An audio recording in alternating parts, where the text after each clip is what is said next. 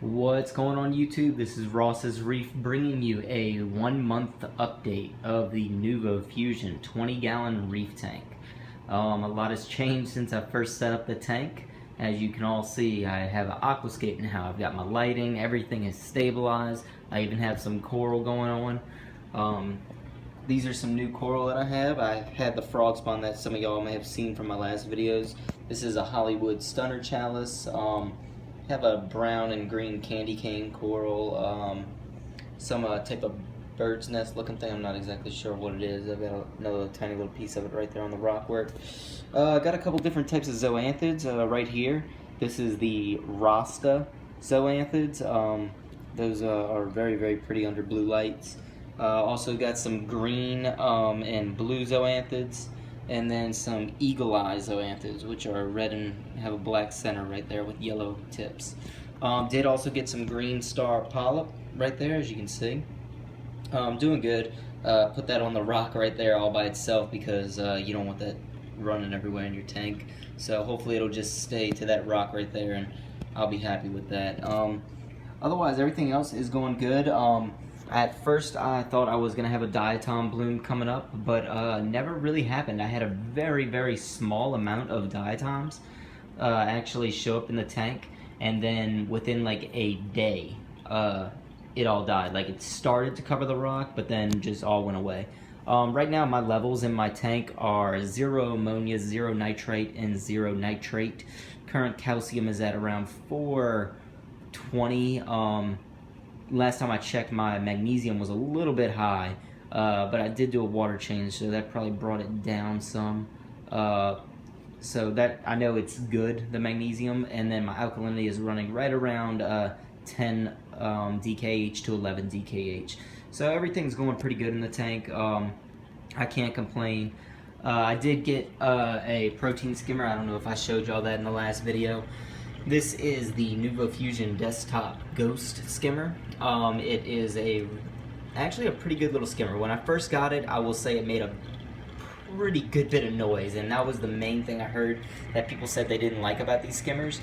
And I was very hesitant due to the fact that this tank is in my living room. But after maybe even only a week, it is broken in, it is skimming. As you can see, it's pulling out some nice, good tea-colored stuff right there. It's quiet. I have no issues with that. The micro bubbles were really, really bad in the tank when I first got it. And after a couple days they did die down, but to stop any micro bubbles, I did just simply put a piece of foam, or what's that called? I can't remember what that stuff's called. It'll come to me later on, but I did just put some of that right there. It's filter media. And it stopped all micro bubbles in the tank. So one thing you may notice, I don't have any fish in here. My fish did get ick. I don't know what it's from. Well, I think I do know what it's from. I did introduce one fish from a chain pet store, and I'm pretty sure that might have been what happened. It gave my other fish ick, and they just haven't been making it. I went through 2 clowns, and clowns are very hardy fish. Both were very hardy eaters. My hands have not really been in the tank. I put all these corals in after the fish, so I'm not sure what stressed them out. But anyway, this tank is going to be fishless for 9 weeks. I'm clearing all the ick out of this tank, so there will not be any ick in here. I did set up a quarantine tank that I am running copper on, with a hyposalinity as well, with the raised temperature. So any fish that I do get after the 9-week period will be going in there for about 2 weeks. So around 7 weeks I may end up starting to get some new fish, and I'll leave them in there for 2 weeks to make sure they're healthy and eating and everything and are ick free before any fish go in this tank. On a plus note, one good thing is when I first set up this tank, before I really had any rock work, I had the CPR hang on the back refugium setup. Well, I went ahead and dosed some Copepods, and I actually thought I might have just lost them all. I thought they might have all died or whatever, and I was like, great, I gotta start another batch now that I got rock work. But just the other day, I saw on my glass, and let me see if I can get y'all to see some. I doubt it. These guys are so small, but there are Copepods. Oh, there might be one right there. Little white dot. Let's see if I can get my finger in the screen. Right there, there's a little copepod. I've got a good bit of them all over the glass. I'm very happy about that. They're all over the back of the tank too. So the copepod population in here is doing good. I'm very happy about that.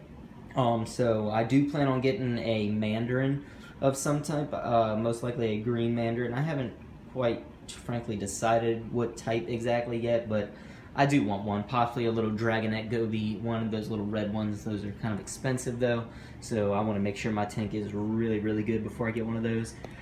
But other than that, everything is going good. Nothing's given me any problems yet. I mean, with the Ecotech Radeon Vortec and Eco Smart Live account with the Reef Link, I'm able to set up a schedule for the lights and the Vortec pump. So both of those are providing very good light for my coral. If y'all go back and look at my video of when I first put this little frog spawn in, I am convinced it's doubled in size in only a matter of like a week and a half maybe. So I think corals are going to be doing really, really good in my tank. Just one day after of introducing all the corals, they all opened up. As you can see, these green star polyps have very good polyp extension on them. So does the frog spawn right here. He's just massive. All the zoas have completely opened up. So I think my corals are going to do good in this tank. I believe they have adequate lighting and flow in here between the Vortec MP10 quiet drive and then the nozzles I have on the back of the tank, the spin streams. As you can see, I got a snail. He's riding the current on that thing right there. He's been there for about 24 hours now. I might take him off to see if he's still doing good. But between those that provide random flow, there is tons of flow in this tank. And then the filtration alone on here, I believe is doing really, really well. I did go ahead and get the custom caddies on each one of the two sides of the tank, one over here and one over here. Then I also do have the protein skimmer right there. And then this whole back thing is the refugium, which I am running Chaetomorpha. The light does come on opposite to the tank with about 1 hour of total darkness in the morning time. Lights kick on at midnight and then last till around 9 a.m. And my Chaetomorpha seems to be doing good. So, you know, in conjunction with the protein skimmer that I added on, the refugium and the manual filtration, I believe that is why I do have 000 nitrite, ammonia, and nitrate. So everything is going good. We'll be looking to get some new coral soon. I'm not afraid to add those, considering all my coral are doing pretty good. Hopefully I can get some nice coralline algae growing on this rock now, make it all a nice good purple. The sand bed is doing really good, nice and white all over, no spots, no dead spots anywhere in this tank.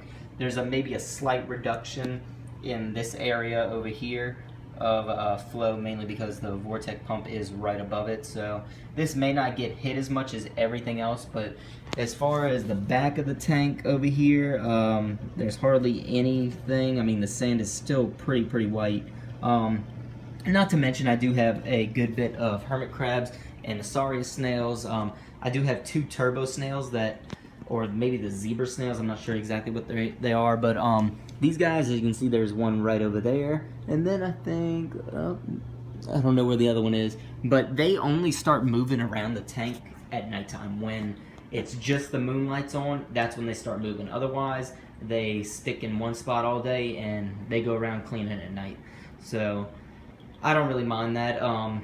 They do a good job. I wake up and I can see my rock is definitely cleaner each morning. So the only other little guys that I have in here right now is the little cleaner shrimp, which is right there, and then his little emerald crab buddy right behind him.